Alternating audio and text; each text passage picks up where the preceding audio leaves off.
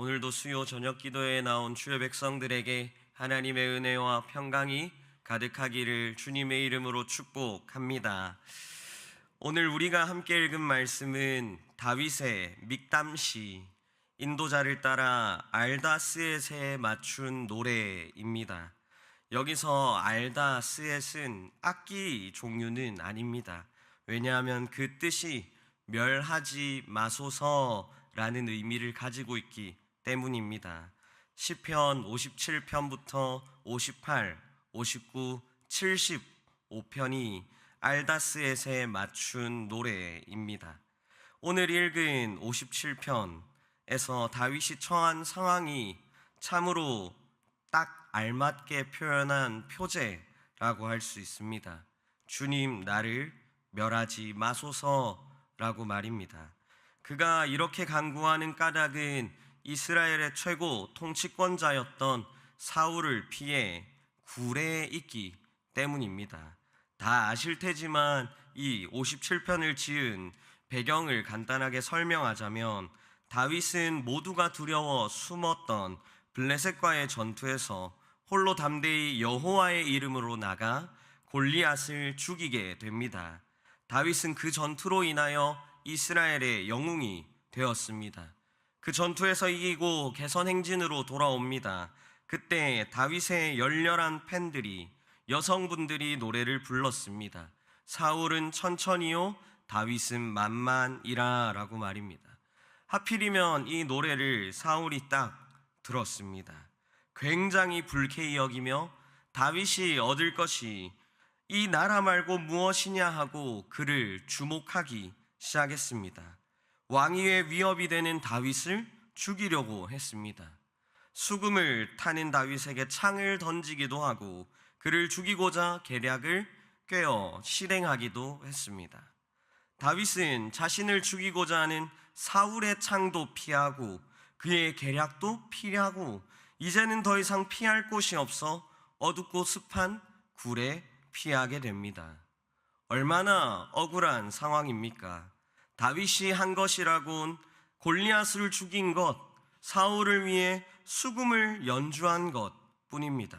그런데 이제 쫓기는 신세가 되었습니다. 고향을 떠나 이제 굴까지 들어왔습니다. 이러한 상황에서 다윗은 시편 57편과 57편 4절과 6절에서 이렇게 노래합니다. 새번역 성경인데요, 제가 읽도록 하겠습니다. 내가 사람을 잡아먹는 사자들 한가운데 누워있어 보니 그들의 이는 창끝과 같고 화살촉과도 같고 그들의 혀는 날카로운 칼과도 같았습니다. 그들은 내 목숨을 노리고 내 발 앞에 그물을 쳐놓아 내 기가 꺾였습니다. 그들이 내 앞에 함정을 파놓았지만 라고 노래합니다. 그들이 다윗의 목숨을 노리려고, 그들이 다윗을 잡으려고 그 발 앞에 그물을 쳐놓았습니다. 웅덩이를 팠습니다. 주님, 내 영혼이 억울합니다 라고 노래해요. 위기 가운데 있습니다. 고통 중에 있습니다. 다윗의 전신은 흔들리는 중입니다. 그러나 그의 노래는 이것으로 끝나지 않습니다. 시편 57편 7절 말씀인데요, 우리가 잘 아는 말씀 함께 읽도록 하겠습니다. 시작.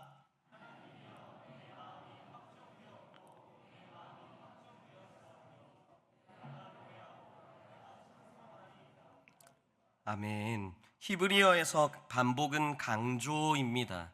내 마음이 확정되었고 내 마음이 확정되었사오니 라는 이 말은 내 마음이 진짜 하나님께 확정되었다라는 말입니다.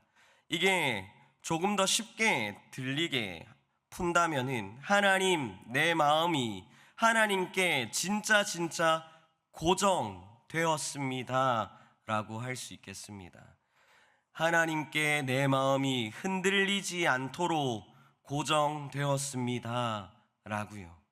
사랑하는 성도 여러분, 위기가 어려움 속에 흔들리는 다윗은 하나님께 자신을 고정합니다. 그 하나님께 내가 고정되기를 강조하며 노래함으로 선포합니다. 두려움에 흔들리는 내 다리가 주님께 고정되기를, 두려움에 불안과 염려로 뒤흔들리는 내 마음이 하나님께 고정되기를, 흔들리는 내 염려와 생각으로 인해 떨리는 내 온몸이 하나님께 고정되기를 노래합니다. 사랑하는 성도 여러분, 그렇기에 흔들리면 고정하면 됩니다. 하나님께 고정하면 됩니다. 오늘 이 말씀을 통하여 다윗의 고백이 내 고백이 되기를, 다윗의 기도가 우리의 기도가 되기를 주님의 이름으로 축복합니다. 그래서 오늘 설교의 주제입니다. 그 주제는 기도는 흔들리고 있을 때 하나님께 나를 고정하는 것입니다. 한번 설교의 주제를 함께 읽어볼까요? 시작.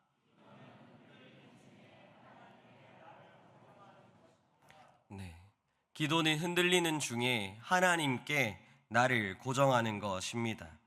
고난과 어려움, 이해되지 않는 상황과 참담함으로 내 마음이 흔들릴 때, 내 생각이 흔들릴 때, 내 두 다리가 흔들릴 때 기도는 하나님께 나를 고정하는 것입니다. 그러나 이 모든 것이 흔들리는 중에 기도하기가 참 쉽지 않은 것 같습니다. 기도로 씨름하고 나를 쳐서 주의 말씀 앞에 세우고 주님께 확정되기를 갈망하는 그 마음을 가지기란 참 쉽지 않은 것 같습니다. 왜냐하면 고통 중에 있는 사람은 더 힘쓰기가 싫기 때문입니다. 고통 중에 있는 사람은 안 그래도 힘든데 더 힘든 걸 원하지 않습니다. 더 씨름하고 싶지 않습니다. 힘내라는 말이 싫습니다. 왜냐하면 더 이상 힘들고 싶지 않으니까요. 그래서 쉽게 보상받기를 원합니다. 당장 내 아픔에, 내 어려움에 손쉬운 보상을 받길 원합니다. 그런데 기도는 어떠합니까? 손쉽게 보상이 툭 하고 떨어지면 참 좋겠지만 그렇지 않을 때가 더 왕왕 있습니다. 더욱이 하나님의 때는 우리가 알 수 없으니까 더 답답하기만 합니다. 그러니 기다리는 것보다 바로 주어지는 손쉬운 보상을 원하게 됩니다. 그러나 이러한 상황에서 우리에게 필요한 것은 당장 손쉽게 주어지는 진통제가 아닙니다. 이러한 우리에게 필요한 것은 왜 이런 상황이 일어났는지 이해하는 이해의 영역이 아닙니다. 더 좋은 것을 주실 하나님을 향한 신뢰의 영역이 필요한 줄로 믿습니다. 그래서 다윗은 시편 57편 2절에서 이렇게 고백합니다. 이해되지 않는 상황에 주님을 신뢰하며 노래합니다. 함께 읽습니다. 시작. 내가 지존하신 하나님께 부르짖으며 곧 나를 위하여 모든 것을 이루시는 하나님께로다. 아멘. 이해되지 않는 영역 속에서, 그 습하고 그 더러운 굴 속에서 다윗은 신뢰함으로 나아갑니다. 우리 하나님은 곧 나를 위하여 모든 것을 이루시는 하나님이십니다.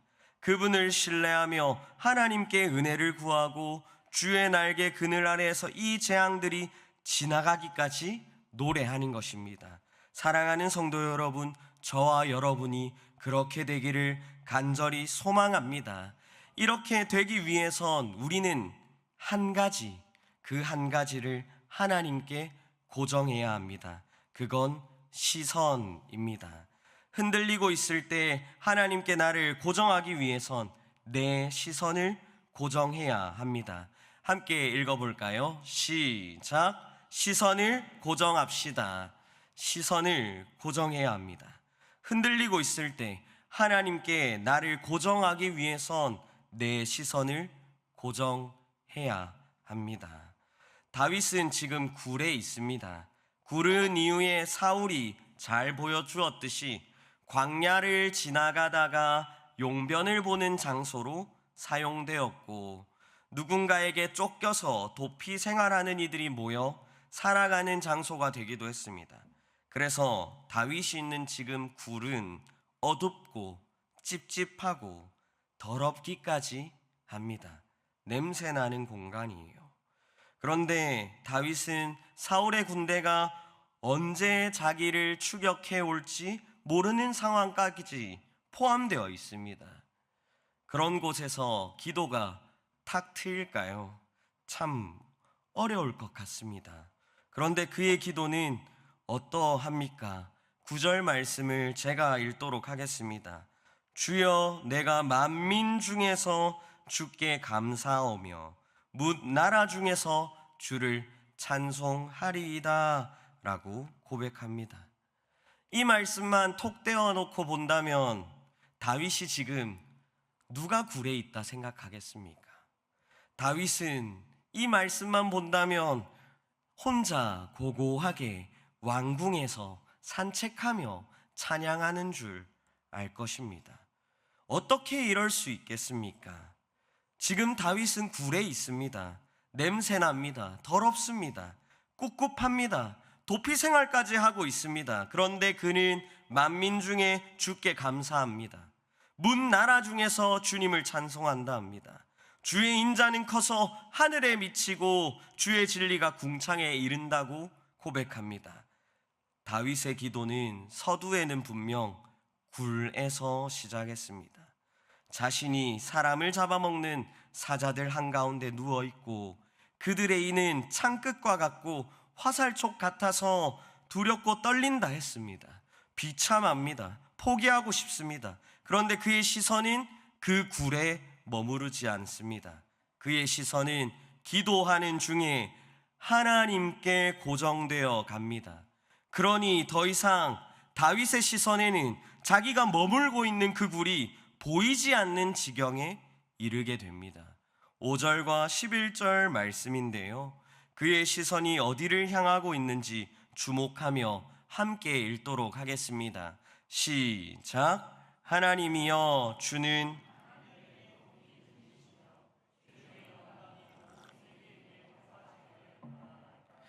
하나님이여 주는 하늘 위에 높이 들리시며 주의 영광이 온 세계 위에 높아지기를 원하나이다. 시편 57편은 이와 같은 동일한 후렴구로 이어져 있습니다. 그의 시선은 기도하는 중에 하늘 위 하나님께 고정되어 있습니다. 주님의 찬란한 영광을 바라보고 있는 것입니다. 다윗의 시선이 굴에서부터 하늘로 향할 때 그는 자신의 걸음을 막으려고 그물을 준비한 자들이 그들이 판 웅덩이에 스스로 빠지게 된 것을 알게 됩니다. 내 마음이 주님께 확정되고 확정되니 주님께 내 시선이 고정되니 자기를 짓눌렀던 그 어두운 고난의 밤은 물러가고 그 굴의 입구에서부터 새벽 여명이 들어오는 것을 바라보게 되는 것입니다. 그래서 다윗은 8절에서 내 영광아 깰지어다 비파와 수금아 깰지어다 내가 이 새벽을 깨우리로다 라고 고백하는 것입니다. 구원의 새벽이 도래한 것입니다. 이건 그저 밤이 되어 아침이 되는 시간의 순서를 이야기하지 않습니다. 여기서 새벽을 깨운다는 말은 하나님께서 구원의 행동을 선포하는 그 기쁨의 외침들로 내가 이 새벽을 맞이한다라는 의미입니다. 마치 이 새벽을 사람과 같이 여겨서 찾아오지 않을 것 같은 그 구원의 새벽을 내가 일으켜 깨우는 것입니다. 내 시선이 하늘 아버지를 향할 때 위험하고 고통스러웠던 밤은 점점 더 뒤로 지나가고 내 시선이 하늘 아버지 주님이 찾아오시는 구원의 새벽을 바라보게 되는 것입니다. 사랑하는 성도 여러분, 이것이 기도의 놀라운 힘입니다. 흔들리는 중에 하나님께 나를 고정하고자 기도하면 주님께서 나의 시선을 이 굴과 같은 현실에서부터 이끌어 주셔서 하늘 저 하나님께로 고정시켜 주십니다. 하나님은 요동치 않는 분이시며 하나님은 나의 가장 굳건한 반석이 되어 주십니다. 이 놀라운 시선의 이동이 오늘 우리에게 있기를 주님의 이름으로 간절히 축복합니다. 분명 하나님의 일하심이, 하나님의 놀라운 영광이 보이지 않는 참담한 현실, 그 현실 속에선 우리의 숨이 턱하고 막힐 수 있습니다. 더욱이 1월이 지나면 2월은 괜찮겠지 하며 나아왔던 시간들, 3월이 되면 괜찮겠지, 4월은 좀 더 문제가 풀리겠지 하며 지나왔던 시간들에 숨이 턱턱 막혔다면 아마도 더 이 시선의 이동이 어려울 것입니다. 왜냐하면 그 꿉꿉한 굴과 같은 환경에서 내 고개를 들기엔 참으로 어렵기 때문입니다. 그래서 성경에서 열왕기하 6장을 보면 이러한 상황에 사람이 어떠한 생각과 마음을 가지게 되는지를 잘 그려주고 있습니다. 엘리사를 잡기 위해 온 시리아의 왕과 그의 말과 병거 수많은 군사들을 본 종의 마음이 딱 그러했거든요. 열왕기하 6장 15절 말씀인데요, 한번 같이 읽도록 하겠습니다. 함께 읽습니다. 시작.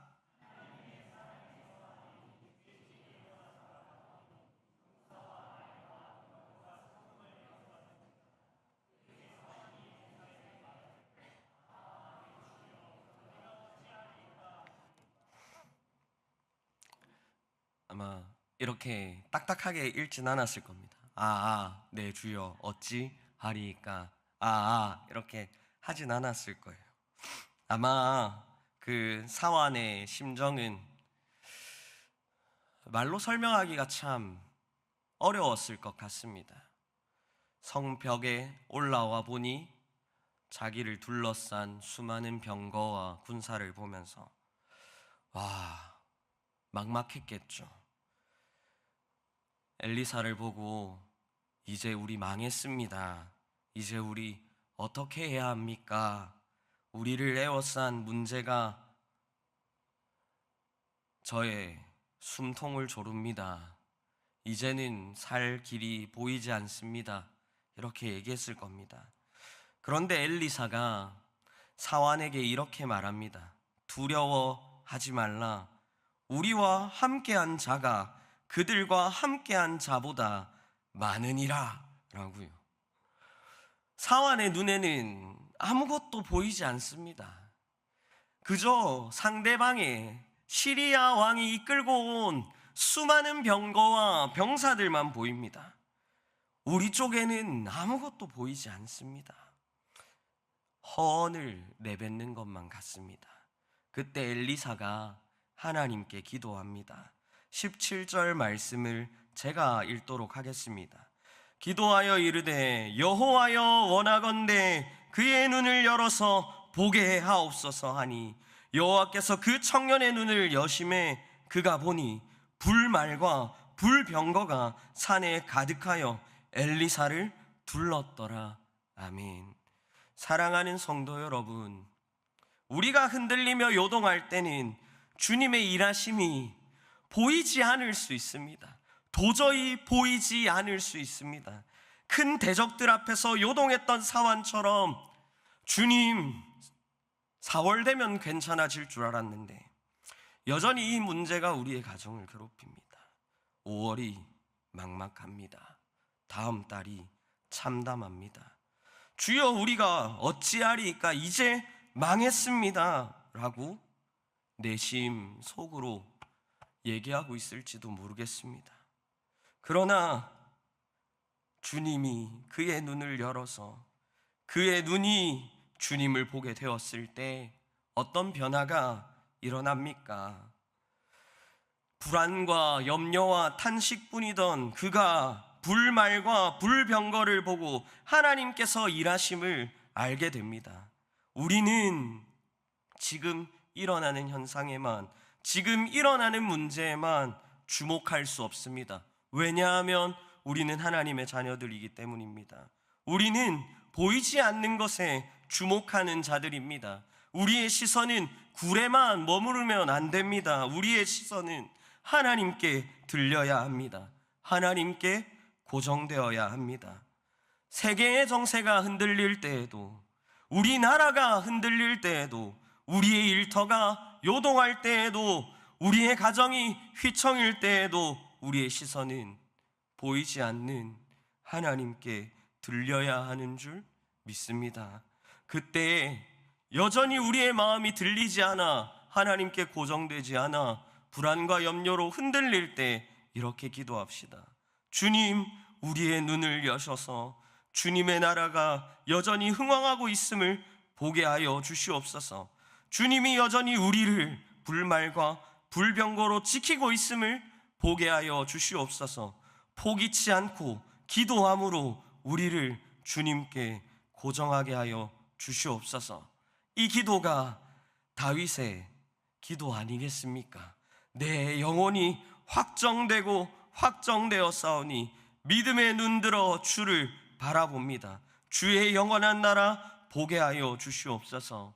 이 고백이 우리의 기도가 되기를 주님의 이름으로 간절히 축복합니다. 우리는 왜 이토록 시선을 하나님께 고정해야 합니까? 이는 우리의 시선이 하나님께 고정될 때, 흔들릴 때는 보지 못했던 것을 보게 되고, 우리의 시선이 하나님께 고정될 때 우리는 하나님의 고치심을 보게 되기 때문입니다. 시선이 고정될 때 우리는 고치심을 봅니다. 이 본문에서 쓰인 확정되었다라는 단어, 히브리어로는 쿤이라고 합니다. 이 쿤은 세우다라는 의미를 가지고 있어요. 그리고 이 히브리어 원어인 쿤의 용례를 살펴보면 그냥 가만히 있다가 넘어진 이를 떡하니 세우는 데 쓰지 않는 걸 보게 됩니다. 왜냐하면 세우기 위해선 바르게 고치고 온전케 하여서 일으키기 때문입니다. 넘어진 이를 일으켜 세우기 위해선 까진 곳을 고쳐야 하기 때문입니다. 재미있게도 하나님께 우리의 시선이 딱 고정되면 우리는 그 황폐한 가운데서도 다시 세워질 수 있고, 우리의 시선이 하나님께로 고정되면 우리는 고치심을 얻게 됩니다. 하나님께서 고치실 것이기 때문입니다. 이를 잘 보여주는 대목이 민수기 21장에 나타납니다. 민수기 21장을 보면 이스라엘 백성들이 우회하는 길로 말미암아 마음이 상합니다. 그래서 하나님께서 주시는 음식을 하찮게 여기며 불평과 불만을 토하는 장면이 나옵니다. 하나님께서는 이들을 보시고 그들을 향한 은혜를 거두어 가시니 지금까지 보지 못했던 광야의 불뱀들이 나타나 이스라엘 백성들을 물어 죽게 만듭니다. 그때 하나님께서는 기도하는 모세를 통하여 놋뱀을 장대에 달아 올리게 하시는데, 이 놋뱀을 쳐다보는 이마다 살게 됩니다. 시선이 고정될 때 고치심을 얻게 되는 것입니다. 그런데 사랑하는 성도 여러분, 사실 이 시선이 고정된다라는 것은 물리적으로 하늘을 쳐다보라 라는 의미가 아님을 잘 아실 겁니다.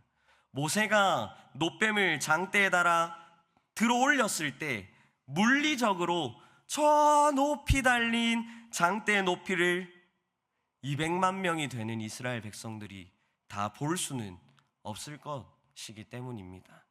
암만 높아봐야 3m, 10m 될 텐데 그 진영에서 200만 명이 어떻게 그 놋뱀을 보겠습니까?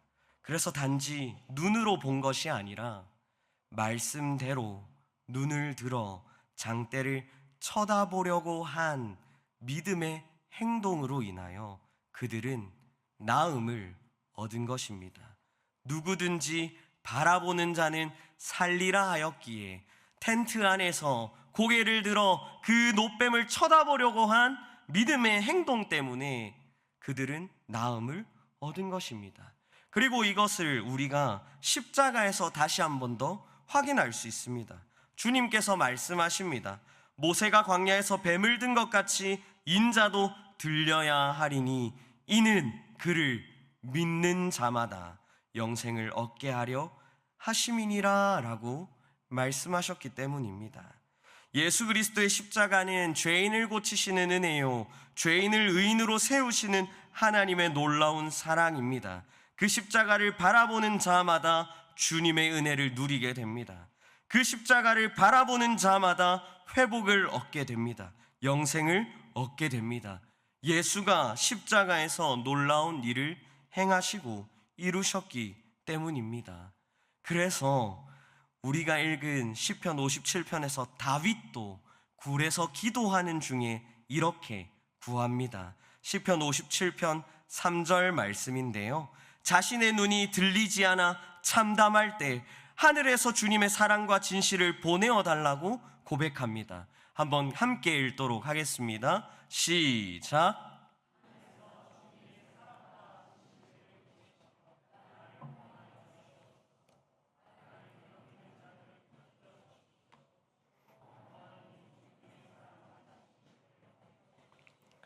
아멘.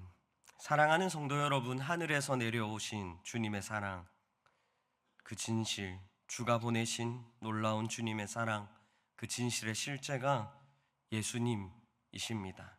그리고 예수님이 우리에게 오셨습니다. 우리의 시선이 하늘로 들리지 못할 때, 믿음이 없어서 주님을 기대하지 못할 때 주님이 하늘에서 내려오셨습니다.